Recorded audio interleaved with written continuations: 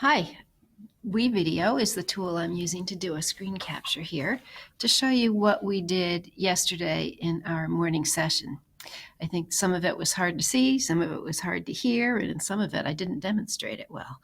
So let's show you today the same thing I showed you yesterday in case you have any questions. I went to the South Burlington homepage, went to staff, and went to Naviance for teachers. This way you're sure you're logging into your teacher account. Some of us have student accounts with a different password than we usually use. That can be confusing, so we want to make sure that you have your professional account here. The South Burlington is the account name. That's the part that I forgot to do yesterday because I had checked this Remember Me box down here, so I never have to remember it. So that's probably a good lesson for all of you. When you go to log into Naviance, you won't do the same silly thing I did. You'll be able to say South Burlington is your account. You use your username there that you created when you set up your account. It's not your whole email. And then your unique password. I think remembering me on this computer is a good idea, but you make that decision. So then I click sign in.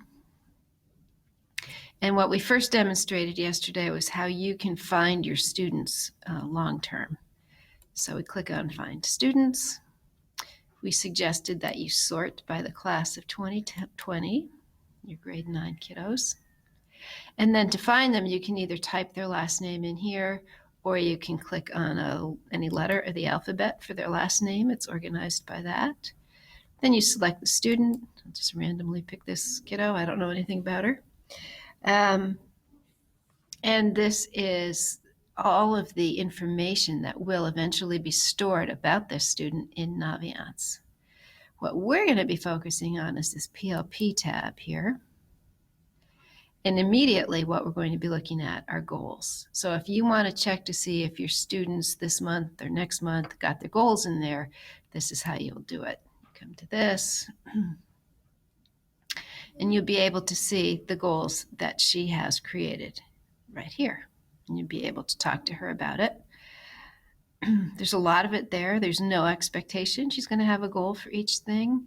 There are just a lot of options there to maybe prod the thinking of somebody who isn't sure about what kind of goals they would like to try.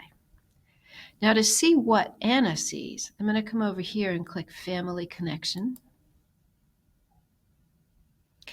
And this is a lot more pleasant to look at than the last screen that we were looking at. This is what the kids will see when they go in. She goes into My Planner. Sometimes tasks will be assigned to her, but in this case, we're just telling them to go to the blue Goals tab, and that this is where she will be entering the goals that she would like to work on. She can use this pull-down model here and decide that she would like to do perhaps something co-curricular. So she'll click on that, and it will take her right to that section of the goal setting tool. So she types in what her goal is. Perhaps she'd like to join a particular club. She'll be specific about which club she wants to join. It'll be measurable, how she'll know when she's achieved this goal. She'll be able to talk about whether or not it's realistic, why it's important to her, and when she can achieve this goal. She adds it, and then you will be able to see it. So that's how you look up what your students are. The other thing that we wanted to show you yesterday was how to find the code that the student will need when they log in for the first time to Naviance, and it's the only time they'll need this particular code. So we've searched for our students. Again, you can go into the Students tab. You can go to Student Roster. We come over here and we sort by the class of 2020. We find our student. Let's see if I can find the same one I randomly chose. Yeah, there's Anna. And now there are all those tabs that we saw before. And last time we went into PLP so we could see their goals. But this time we're going to scroll down here and find this registration code right here. So we'll want to jot that down someplace, have her jot it down. She'll need M98XC2. It's case sensitive, no spaces. So give her that. And then when she logs in as a student, she will put that code in. As Phil pointed out yesterday, there is a student pull down that will send her right there. So I'll show you that next.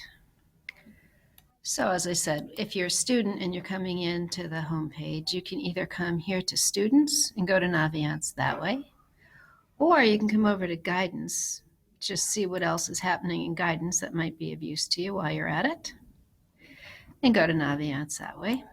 Either way works. But I'm going to sign in here as they ask me to.